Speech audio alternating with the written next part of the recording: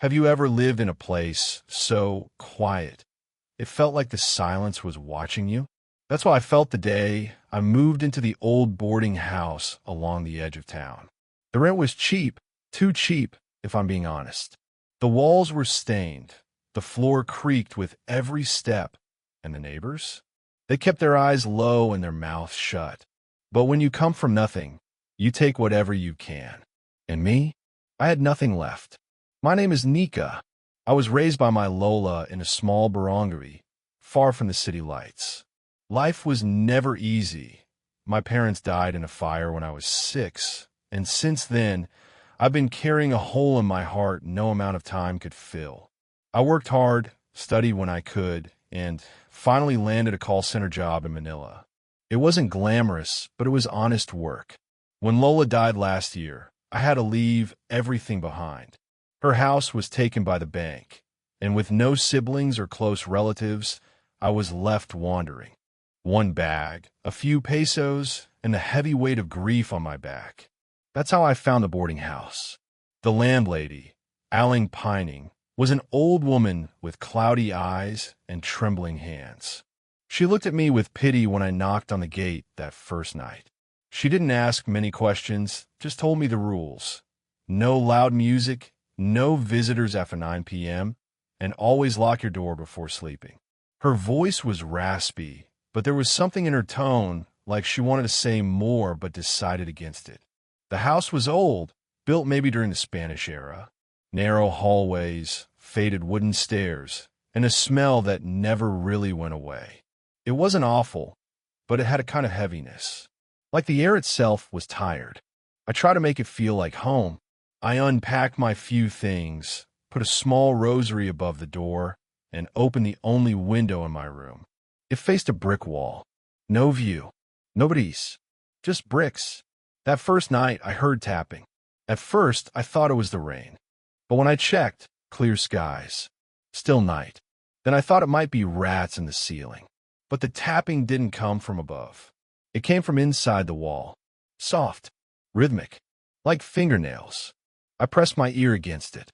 Nothing. I laughed it off. Maybe I was just tired. New place, old house, overactive mind. I forced myself to sleep, ignoring the cold draft that seemed to leak through the cracks. The next morning, I bumped into Ella, another boarder.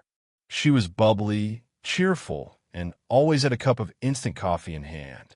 Her hair was always messy, her slippers mismatched, and her laugh loud enough to shake dust from the beams. She was the kind of person you felt comfortable with right away. Ella became my one real friend in that house. She was studying nursing, working nights at a pharmacy, and still somehow managed to smile through everything. I never told her much about my past, but she never asked. Sometimes, having someone just sit beside you and talk about nonsense is enough to keep your sadness at bay. She warned me, though. Half joking. Don't look at the walls too long, she said one morning. Sometimes they look back. I laughed. I thought she was just teasing. But then things started getting weirder.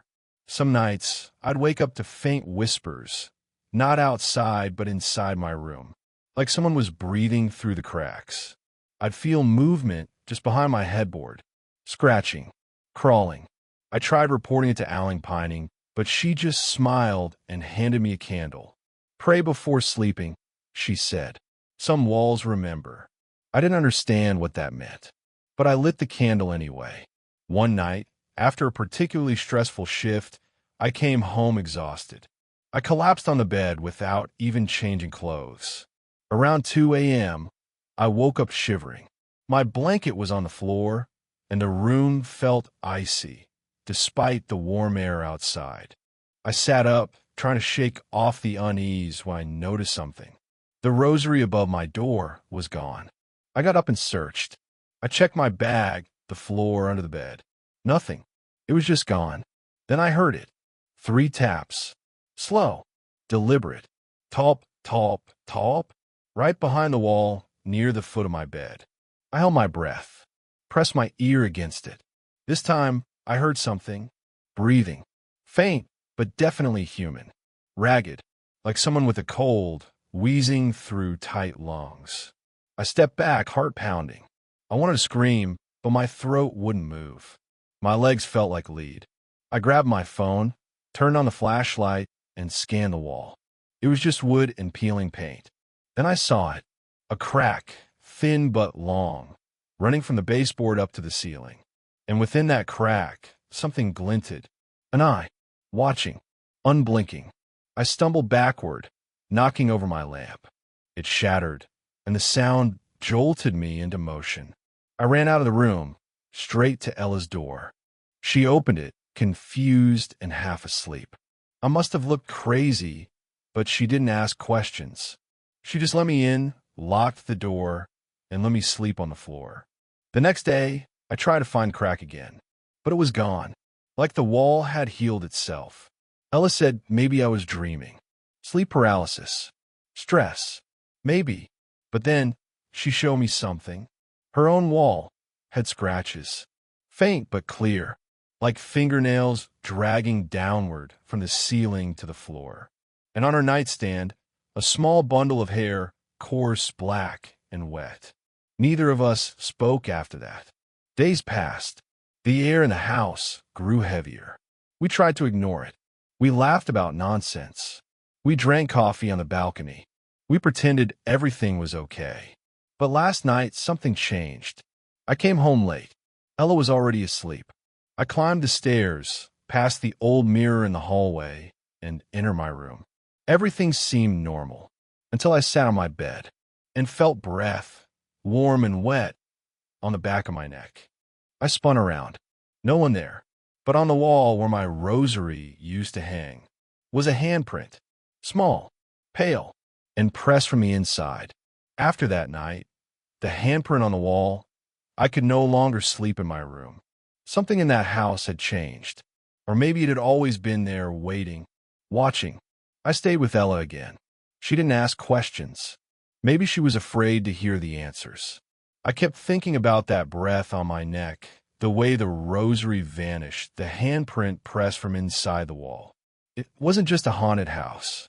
No, this felt different, personal, like the house knew me, like it remembered something I didn't. The next morning, while the sun poured through the dusty windows, I decided to search the house, quietly, while Alan Pining was out buying vegetables. I wanted to find something, anything, maybe old letters, photos, or records hidden in the attic or basement. I started upstairs, near the old mirror. The hallway there had always felt wrong. The mirror was cracked, its frame eaten by termites, but it was the only one in the house. As I passed it, I caught a glimpse of something strange. Not me, or not just me. In the reflection stood a figure behind me, a shadowy shape, crouched, long-limbed, watching. I spun around. Nothing. When I looked back, the reflection was just me again, pale, sweating, and holding my breath. I forced myself to move. I pushed open the attic door, a narrow hatch above the stairs. A wooden ladder creaked as I climbed up. The attic was full of old boxes and dust. Cobwebs clung to the beams, and the air was thick, almost like breathing through cloth. I opened one box and found yellowed newspapers, old rosaries, and faded black and white photos. And then I saw it, a small wooden box, carved with strange patterns. It looked older than the rest, like it came from another time. I opened it carefully. Inside was a mutia, a small, glowing stone nestled in cloth. Pale green, like a leaf in morning light.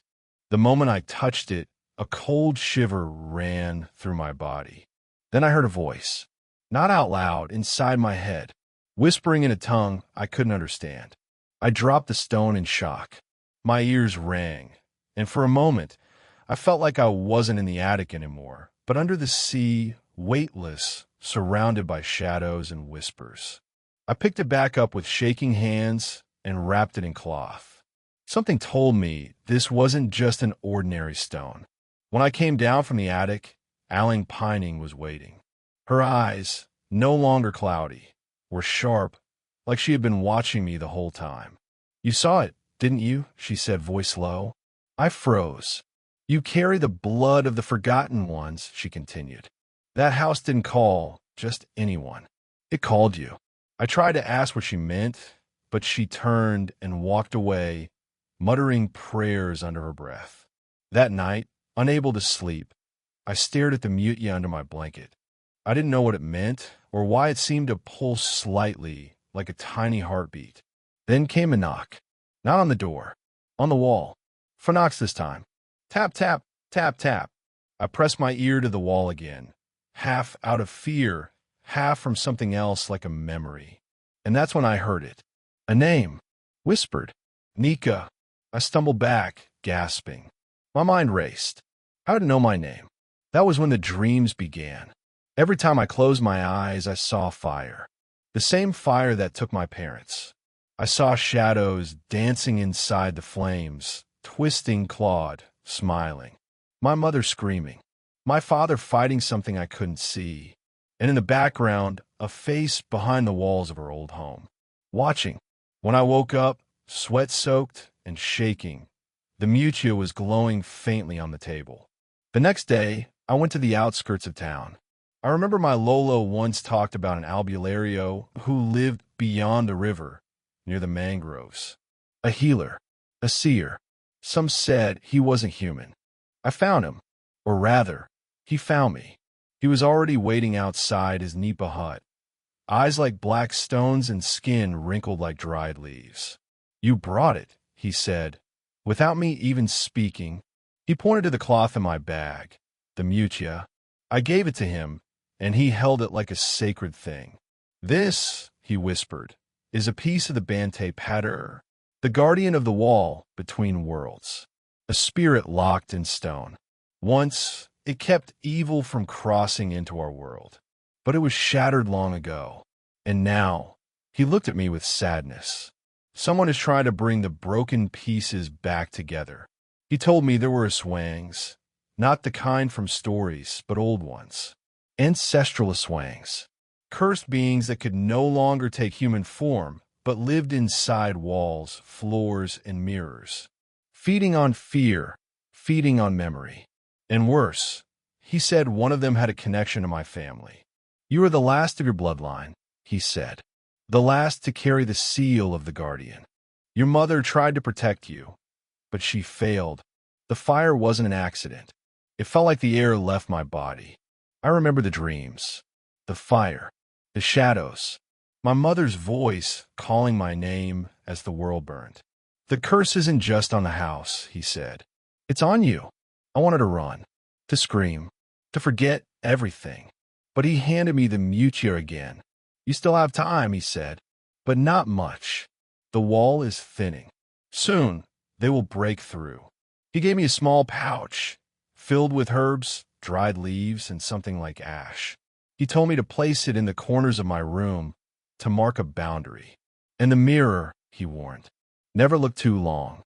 That's where they enter. I returned to the boarding house before dark. Ella was waiting, worried. I told her a little, just enough so she'd know I wasn't losing my mind. She believed me. Somehow, that made everything feel a little less heavy. Together, we placed the pouch in the corners. We avoided the mirror. We locked the door. That night, I began to feel something shift inside me, like a stirring in my chest. A memory I never lived. A voice I'd forgotten. It wasn't just fear anymore. It was power. But it wasn't mine, not yet. The mutya pulsed again in my hand, stronger this time. The wall beside me cracked slightly, and from inside, I heard it again. Nika, they're coming. Then silence. No wind. No sound. Just the feeling of being watched. And the faintest whisper of breath.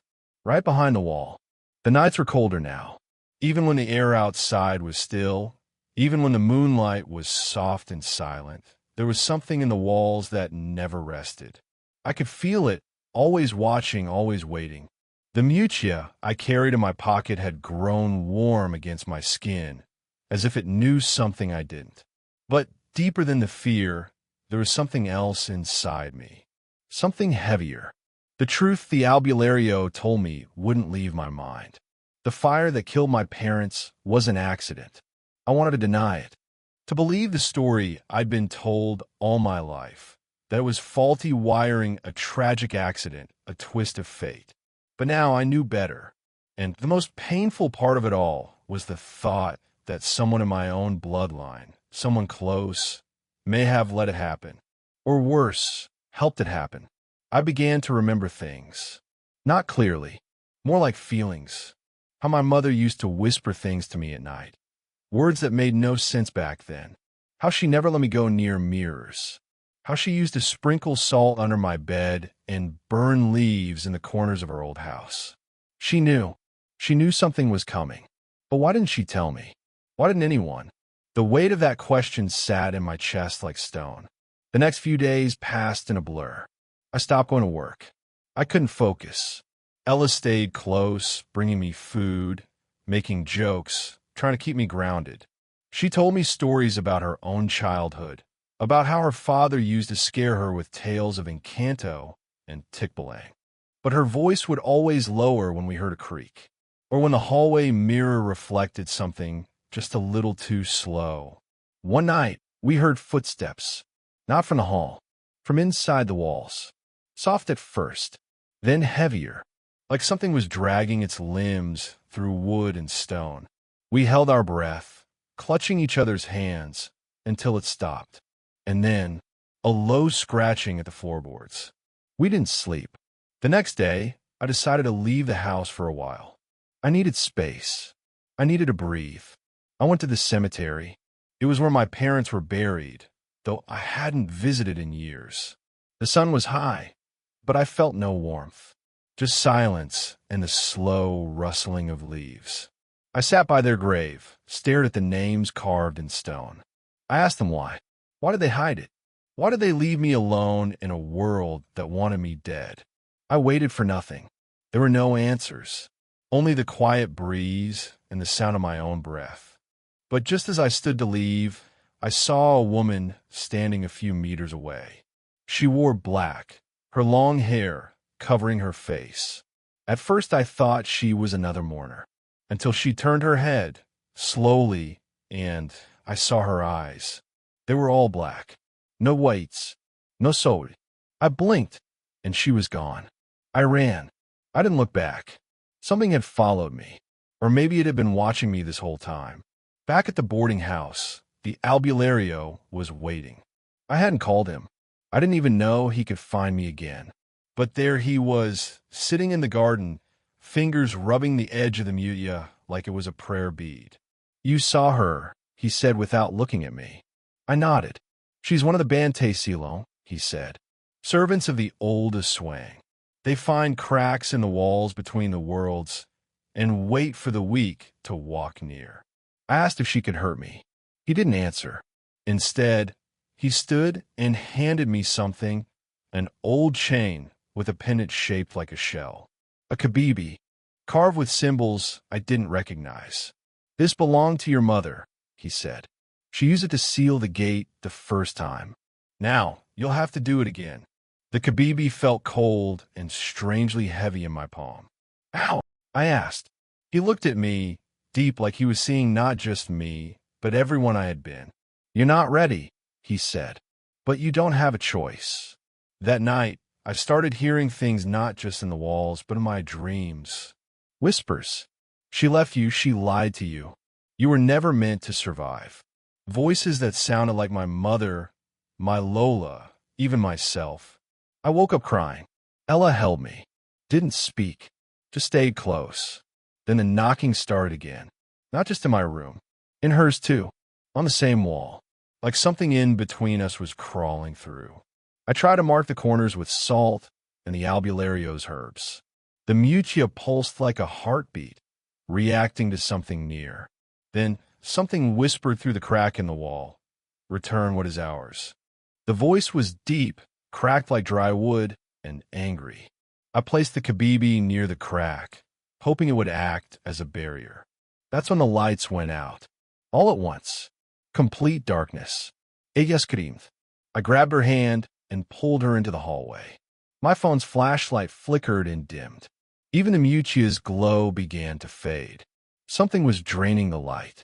Then we heard footsteps. Not human. Clawed. Vet. crawling along the ceiling. We ran down the stairs, but the front door wouldn't open. Behind us, the mirror in the hallway began to ripple, like water, and then a hand pushed through it, long gray, with fingers like roots. It reached for me. I held the mute up. It glowed again, brighter than ever. The creature hissed, pulled back, and vanished into the glass. The mirror shattered, and behind it was a hole, a tunnel, leading deep into the wall, breathing, alive. I knew what I had to do, but I was afraid. Afraid of what I'd find inside. Afraid of the truth waiting for me. Afraid of myself, because deep down, I had started to change. Sometimes when I touched the mutia, I'd see flashes of fire, of blood, of rituals in the forest under moonlight. I had memories that weren't mine, voices in my head, dreams that felt real. Was I still just me, or was something inside me awakening? I didn't know. All I knew was something wanted to destroy the wall, and I might be the only one left who could stop it, or unleash it, and time was running out. The tunnel behind the mirror was darker than any night I had ever seen. No wind, no sound, just the cold breath of something ancient, waiting.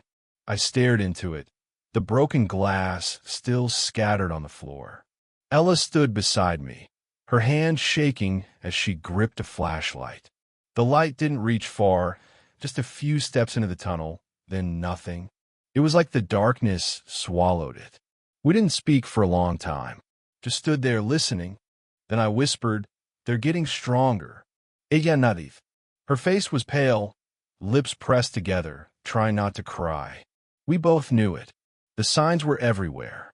The sky had stayed gray for days, even at noon. Animals around the neighborhood disappeared. First the cats, then the dogs. Some were found, but not alive, just emptied. The boarding house had changed too. It groaned at night, like the walls were stretching. The wooden floor under our feet felt thinner, softer, like it could break any time. And the dreams had become violent. I kept seeing fire again. But this time I wasn't outside the house, I was inside. And I wasn't just watching. I was laughing. It felt like a memory, not a nightmare. That scared me the most. What if a part of me belonged to them? What if the blood in my veins was cursed, just like the albulario warned? I remembered his voice before he disappeared the night the mirror broke. Don't lose yourself in the dark. The wall hides more than just monsters. It hides you, too. Now he was gone. The garden where he last sat was burned, as if lightning had struck only that spot. We were alone. Me, ella, the mutia, and the kabibi pendant hanging from my neck. We had no guide left. Still, we began to prepare. I started learning the old chants from my mother's journal, the one the albulario left with me before vanishing. Pages of symbols and warnings, written in shaky handwriting. Some entries were just ramblings. The hunger doesn't sleep. If it speaks your name, don't answer. Fire keeps them back, but it also draws them. Ella focused on gathering salt, mirrors, herbs. She made small pouches, placed them around the house. But every morning, we found them torn apart, as if something had been inside while we slept. We tried to act normal during the day. We cooked. We cleaned. We even watched old horror movies, trying to laugh. But the laughter was hollow, forced. We were waiting for something to come through the wall, and it was getting closer. One night, we heard scratching again. But this time, it wasn't just a noise. It was words, scratched into the wall in deep, jagged lines. Open the gate. Blood remembers. Ella screamed when she saw it. I didn't, because I understood what it meant. The enemy didn't just want to escape. It wanted me to open the gate, because somehow I was part of it. Maybe I always had been. I remembered something then, something buried. When I was 7, before the fire, I had wandered into the basement. My mother rarely let me go there. But that day, I slipped past her and opened the wooden door. I saw candles, a mirror surrounded by salt, a small kabibi placed at its center. And I heard her voice. whispering the same words I found now in her journal. She had been trying to seal something back then. I had interrupted her, and hours later, our house burned down. Was that the reason it all started? My guilt turned heavy. I couldn't sleep that night. I sat alone, staring at the broken mirror. The tunnel behind was silent, but I could feel something breathing on the other side. Ella came to sit beside me. She didn't speak, just placed her head on my shoulder. "We don't have to go through it," she said quietly. But I knew we did, because the signs had spread. Reports on the radio spoke of entire barangaries where people vanished. Houses collapsed with no warning. Children muttering names they didn't know. The Aswang were preparing for something, a rising, and I was the crack in the wall. Later that day, I felt a heat inside my chest. The mutia was burning, glowing red like fire. I took it out and it pulsed in my palm, fast alive. Then the wall began to bleed. A thin line of black liquid oozed from the mirror frame. It smelled like rot. The wood hissed where it touched. Ella ran for the salt, threw it at the mirror. It screamed. A voice screamed, from deep inside, and then silence. But I knew what it meant. They were no longer waiting. They were testing the gate. And soon, they'd break through. That night, I sat with Ella in the middle of the room. A circle of salt and candles surrounded us. The Kabibi pendant lay on the floor, glowing faintly. My hands trembled as I held my mother's journal. I began to chant, not fully understanding, just repeating the words she once spoke. It felt like a fire inside me was rising again. But this time I wasn't afraid. I was angry. Angry at the lies, at the silence, at the bloodline that left me alone with a curse I never asked for. But also determined, because if I didn't fight, everyone would suffer. Ella touched my hand and nodded. She didn't say anything, but her eyes said it all. We faced it together. I wanted to protect her, but I knew I couldn't do it without her. The next morning, the sky turned black. Not like night, more like smoke. Thick, heavy, covering everything. People began to panic. Power went out across town. Phones died. Birds flew in circles. Dogs howled until they collapsed. It had begun. The final steps toward the opening of the gate. We stood before the broken mirror again. This time, I carried fire with me. A torch wrapped in herbs. Salt tied around my wrist. The Kabibi hung heavy on my chest. Ella carried a mirror, small but sacred, passed from her grandmother. She never explained what it could do, but she said it sees what shouldn't be seen. And we stepped into the tunnel. No more waiting. No more fear. Only the sound of our breathing. And the enemy waiting at the end. But I still carried questions. What if I wasn't the hero? What if I was the key that would destroy everything? Could I choose who I wanted to be? Or was my fate already written in blood and fire? The deeper we went, the warmer the mutya became. The wall began to pulse, and the whispering started again. But this time, it wasn't in the walls. It was inside me, calling, waiting. And we kept walking into the darkness, closer to the truth and closer to the end. We kept walking through the tunnel, each step heavier than the last. The air felt thick now, like we were walking underwater. The torch in my hand flickered weakly, and Ella's mirror seemed to hum quietly, reacting to something we couldn't yet see. The mutya on my chest pulsed harder, like a heartbeat growing faster, afraid. The walls around us were no longer just stone. They were breathing, moving, covered in something like skin. I didn't want to believe it, but I saw veins twitching. And then, suddenly, we stepped into a wide, open space. It was a chamber, deep under the house. The ceiling was so high we couldn't see the top, but above us, dozens of mirrors hung like broken stars, floating in midair, each one showing a different place, a different face, a different time. One of them showed my parents alive. Another showed me, as a child, laughing beside someone I didn't recognize. But one mirror showed now. Me and Ella standing in that very room, but behind us, there was something else. Something standing close, watching. I turned around quickly. Nothing. But my skin crawled. Ella held up her mirror. It began to glow brightly. Then, her hands trembled. "It's here," she whispered. "Something's hiding." We backed closer together, both holding tight to the charms and the fire. Then a voice came from the darkness. "Lo, familiar. Finally, you've returned." It was the voice of the albulario. But it wasn't him. He stepped forward slowly. Same face, same clothes, but his eyes completely black. "No, you whispered. You're not him." He laughed. Not like a man, more like something imitating a man. "I wore his skin for weeks. Watched you. Taught you just enough to bring you here. You've done exactly as we hoped." My heart sank. All this time, the guidance, the warnings, the mutia, was it all part of their plan?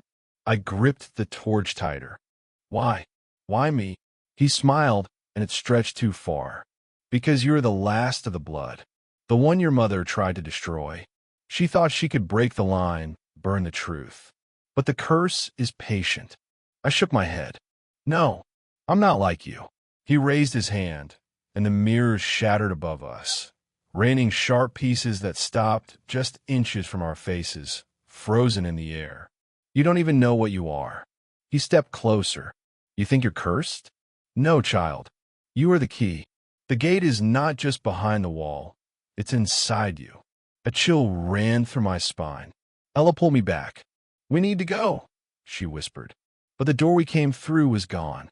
Only black stone behind us. Then something moved in the shadows. Dozens of eyes opened in the walls.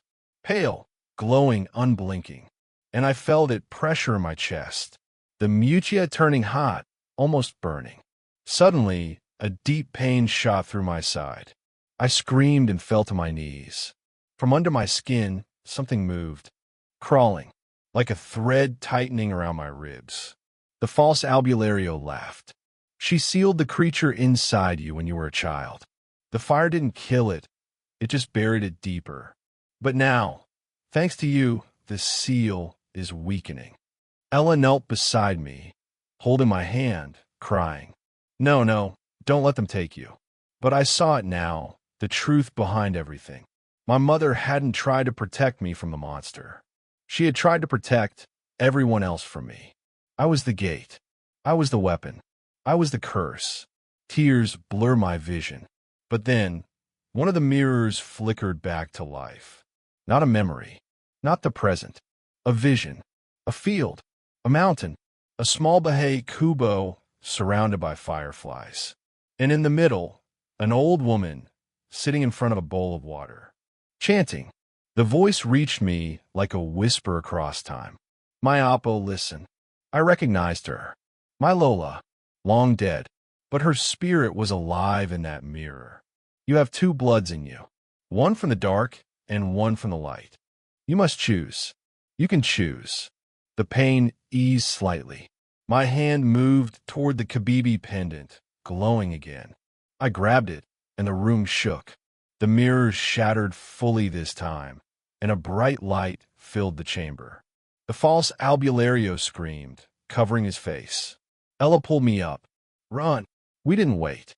We ran blindly into the only open passage, deeper into the earth.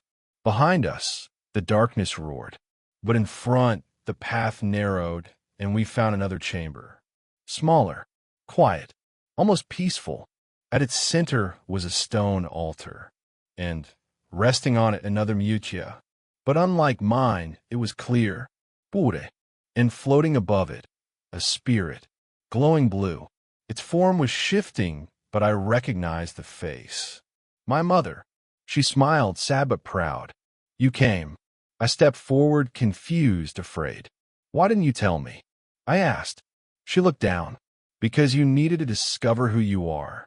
If I told you, you would have only run. But now you are ready." "Ready for what?" She pointed to the altar. "The real power isn't in the mutia. It's in your choice. The darkness cannot control you unless you let it.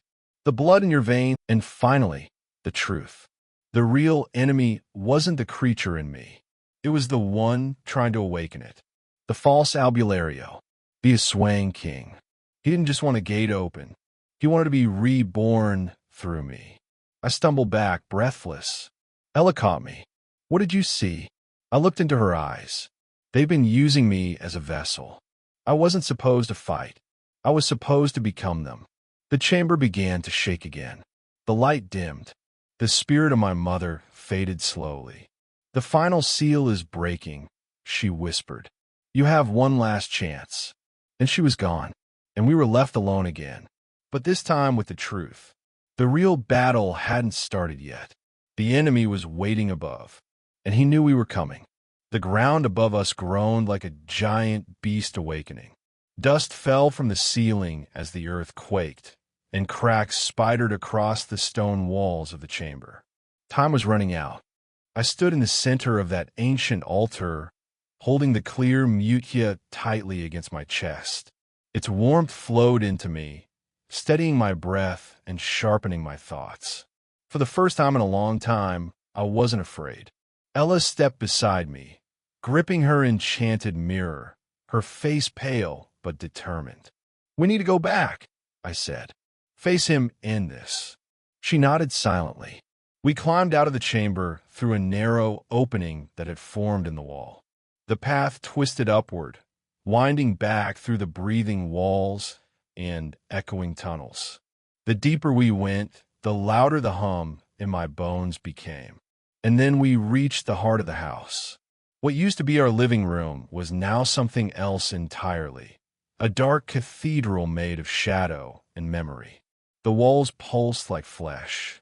The furniture was gone, replaced by twisted roots and bone. And in the center, the false albulario stood, fully transformed. He wasn't pretending anymore. His body stretched unnaturally tall. Horns curled from his skull. His hands were claws, and black mist leaked from his mouth. Behind him, dozens of glowing eyes opened in the walls. The other Aswangs were awakening. You've returned, he said, his voice deeper, monstrous. I stepped forward, clutching both mutias. I know who I am now, and I'm not your vessel. He laughed. You think choice matters? The darkness in you has already bloomed. You've carried it for too long. My chest tightened.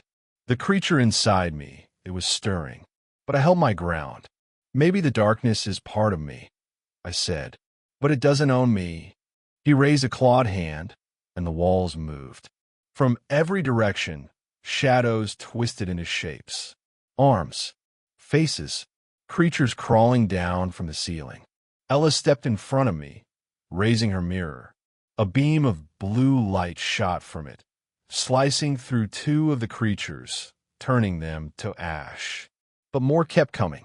I closed my eyes and whispered to the mutia, "Help me." A sudden heat flooded my limbs, and my skin lit up with faint markings, symbols I had never seen before, glowing through my veins. The creature inside me was waking, but this time I didn't push it down. I embraced it, and for a moment, the world stopped. The darkness and the light inside me collided, fighting, merging. My body shook violently, and I screamed as energy surged outward in a wave. When I opened my eyes again, I saw through both sides, the human and the monster.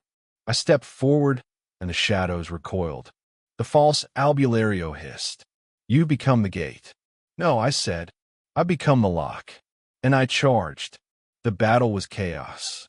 Creatures lunged at me, but my hands burned with power. With each strike, light burst from my fists. Ella fought at my side, her mirror spinning like a blade, reflecting beams of light that shattered shadow.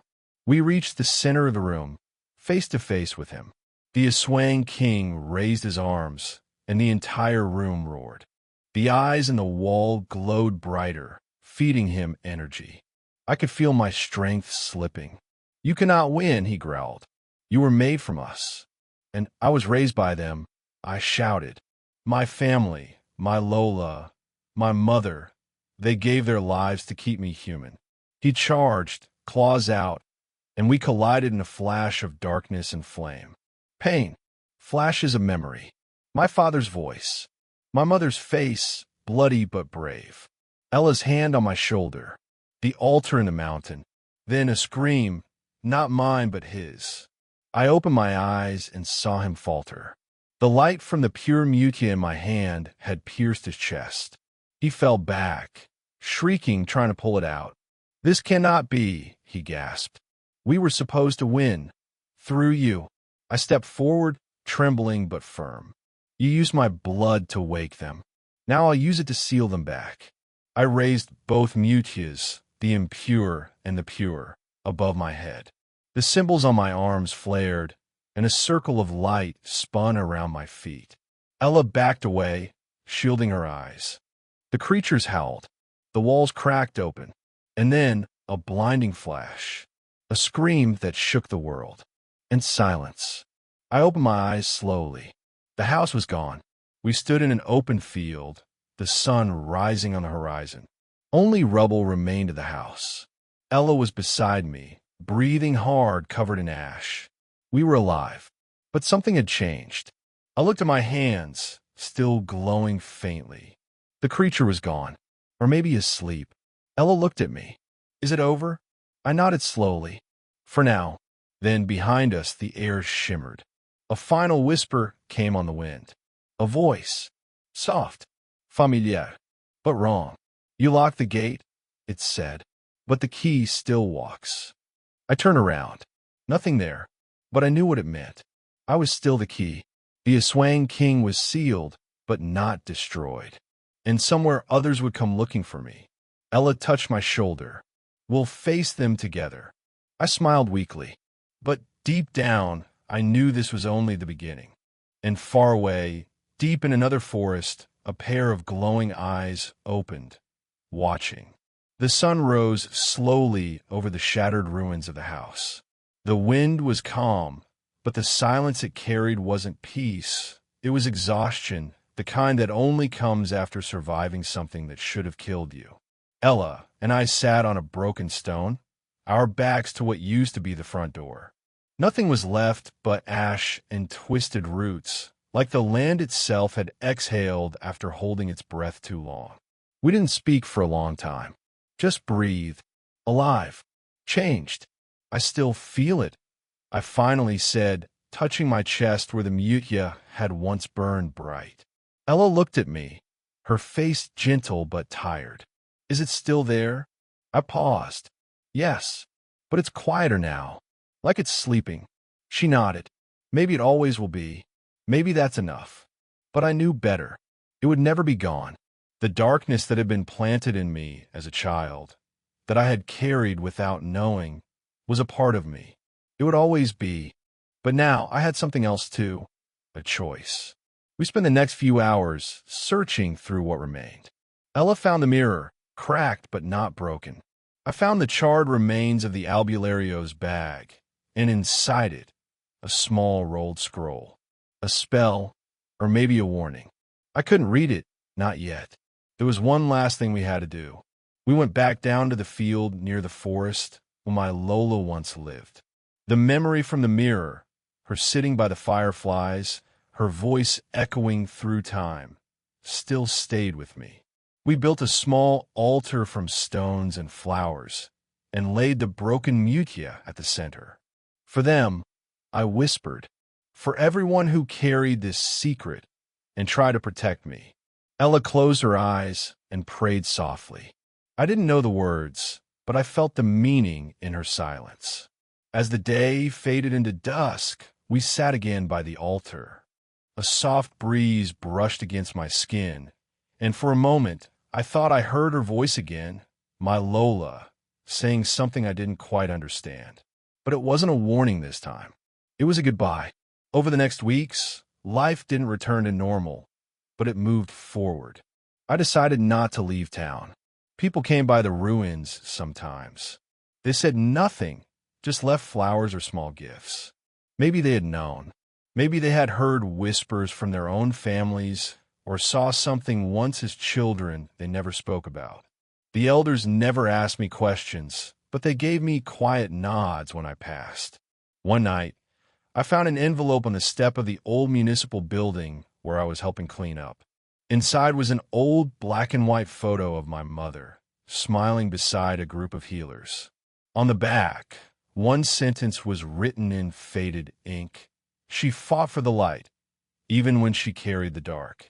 It was signed by someone named Lino. I didn't know who he was, but something told me his story was connected to mine. Ella left a few weeks later. She said her family needed her in another town. She hugged me for a long time before she left. "Don't disappear again," she said. "I won't," I promised.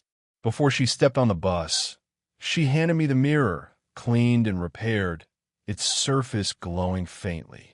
"It belongs with you now," she said, "just in case something comes back." I didn't argue. When she left, I felt the weight of everything return. The silence, the responsibility, the truth that the darkness hadn't been defeated, only pushed back. But I wasn't the same boy anymore. One morning, weeks later, I woke up from a dream. In it, I saw a cave by the sea, lit by blue fire. A creature, not in a swang, but something older, was watching me. It didn't speak, but it waited, patiently, like it had known I would come one day. While I told the local albulario about the dream, he grew quiet. "That place exists," he said. "It's where the first gates were sealed." He looked at me carefully. "Maybe the story isn't over yet." I nodded. "I don't think it is." Months passed. I started walking the towns at the edge of the province, quietly helping where I could, blessing broken houses, warning families who lived too close to the woods. I never told them who I was. I didn't have to. Some nights, I still heard whispers in the wind. Sometimes they were kind. Sometimes they weren't. But the fear didn't control me anymore. I had learned to live with it.